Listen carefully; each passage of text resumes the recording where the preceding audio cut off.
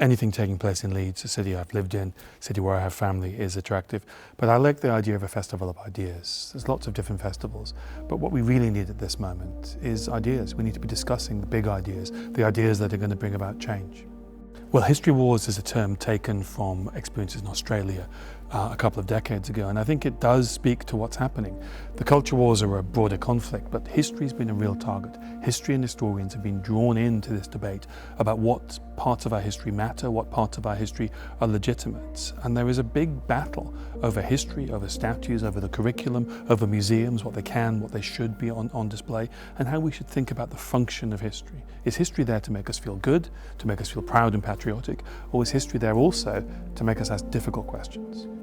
Well, historians have been part of the process that meant that the stories of millions of people, very often people at the bottom, people in empires, were excluded from our stories. We have a history that cherry picks elements that make us feel good, make us feel comfortable, make us feel like we're a special people, and we ignore lots of other stories. The classic example is people know about abolition, but they don't know about slavery. Historians have been part of that, and historians have got to be part of the process of creating a fuller, more honest, more comprehensive version of our national past.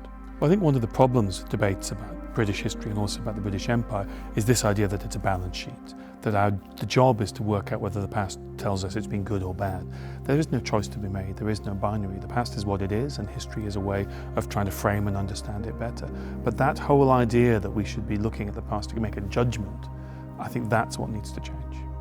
I think most of the problems about statues don't apply to plaques. Plaques can just say, here is a place that's associated with another person. I was absolutely horrified to hear of the removal, the damage to the statue of David Olusoga. It's a story I've known for a long time. His name and my name are very similar. My father, who's Nigerian, was a young man in Leeds in the 1960s. You may have even met him. It's absolutely critical that we remember people like David, and the fact that we have this memorial to him now is because of a huge level of campaigning. I think it's vital for Leeds to recognise that that happened and that it shouldn't be forgotten.